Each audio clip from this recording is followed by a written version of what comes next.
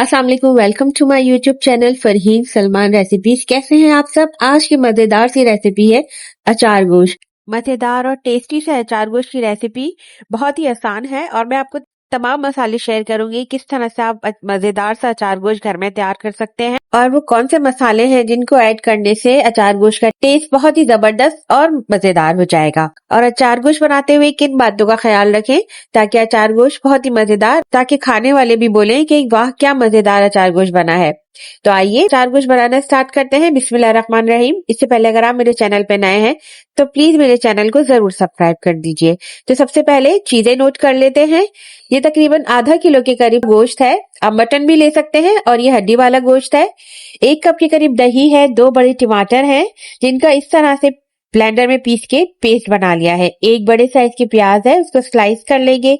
Half tea spoon के करीब हल्दी पाउडर है। 1 टेबल स्पून धनिया पाउडर, हाफ टी स्पून के करीब गरम मसाला पाउडर है। 1 टीस्पून के करीब लाल मिर्च का पाउडर है। हाफ टी स्पून के करीब कुटी हुई लाल मिर्चें हैं।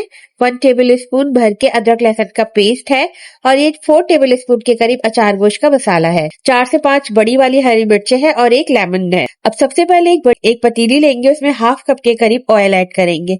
ऑयल थोड़ा सा इस तरह के खानों में ज्यादा जाता है, चाहे तो कम ऑयल भी ले सकते हैं। और इसमें 1 दरमियाने साइज के प्याज को स्लाइस करके ऐड कर देंगे। अच्छा, प्याज को हमें ब्राउन नहीं करना है, बस हल्का सा फ्राई करना है 3 से 4 मिनट तक, ताकि वो हल्की सी सॉफ्ट हो जाए। जैसे ही प्याज हल्की सी सॉफ्ट होगी तो हम इसमें तमाम गोश्त ऐड कर देंगे और गोश्त के साथ भी इसको अच्छे से मिक्स करके भूनना है तकरीबन 3 से 4 मिनट तक। जैसे ही गोश्त का कलर चेंज हो जाए, यानी वो व्हाइट व्हाइट सा हो जाए, तो इसमें अदरक लहसुन का पेस्ट ऐड कर देंगे। अब ये पेस्ट ऐड करने के बाद अच्छे से भूनेंगे ताकि अदरक लहसुन के पेस्ट की स्मेल खत्म हो जाए और बहुत अच्छे से मसाला ये गोश्त के साथ अदरक लहसुन भुन जाए। 2 से 3 मिनट के बाद अब हम इसमें मसाले ऐड करेंगे। सबसे पहले हम इसमें हल्दी पाउडर ऐड करेंगे, धनिया पाउडर ऐड करेंगे और पिसी हुई लाल मिर्चें और कुटी हुई लाल मिर्चें, ये तमाम मसाले ऐड कर देंगे और इनको अच्छी तरीके से भूनेंगे। ध्यान रखेंगे कि ये मसाला जले नहीं, तो हम इस फ्लेम को अभी मीडियम लो रखेंगे। साथ ही हमने जो अचार गोश्त का मसाला है वो उसमें से 2 टेबल स्पून के करीब हम इसमें ऐड कर देंगे। हमने टोटल 4 टेबल स्पून के करीब अचार गोश्त का मसाला लिया है, लेकिन हम इस वक्त सिर्फ 2 टेबल स्पून ऐड करेंगे और बाकी का 2 टेबल स्पून मैं आपको आगे जाके बताऊंगी वो हमें कब इस्तेमाल करना है। अब इन तमाम मसालों के साथ अच्छे से गोश्त को भूनेंगे और थोड़ा सा पानी भी ऐड कर लेंगे ताकि तकरीबन 2 से 3 टेबल स्पून, ताकि मसाला जले नहीं। और इसको हल्की आंच पे भूनेंगे, तेज आंच नहीं करेंगे, नहीं तो मसाला जल जाएगा। जैसे ही मसाला हल्का सा भुनना स्टार्ट हो जाए तो हम इसमें 1 कप के करीब दही डाल देंगे और दही डाल के भी हम इसको अच्छे से भून लेंगे। अब फ्लेम थोड़ी सी हाई कर लेंगे, यानी मीडियम हाई कर लेंगे, क्योंकि दही अपना पानी रिलीज करेगा और फिर इसको थोड़ी तेज आंच करके भून लेंगे। जब ऑयल सेपरेट हो जाए और दही अच्छे से मिक्स हो जाए तो तकरीबन 1.5 से 2 गिलास पानी शामिल कर देंगे और फिर इसको कवर करके गोश्त गलने के लिए रख देंगे लो फ्लेम में तकरीबन 20 मिनट के लिए, ताकि गोश्त अच्छी तरीके से गल जाए। अच्छा, गोश्त ज्यादा गला हुआ भी अच्छा नहीं लगता है और सख्त भी अच्छा नहीं लगता है, बिल्कुल परफेक्ट गला हुआ होना चाहिए। तो तकरीबन 20 से 25 मिनट तक में ये अच्छे से गल जाएगा और फ्लेम जो है वो हल्की ही रखनी है। अभी 25 मिनट के बाद देखिए अच्छे से गोश्त गल गया है। जो थोड़ा सा पानी बचा है वो आप तेज आंच करके भून लें। जैसे ही ऑयल सेपरेट हो जाएगा बस अब हम इसके अंदर जो हमने टमाटर का पेस्ट बना के रखा है वो शामिल कर देंगे और पेस्ट डाल के भी मसाले को अच्छे से भून लेंगे मीडियम फ्लेम पे, ताकि मसाला जले नहीं और पेस्ट अच्छे से भुन जाए।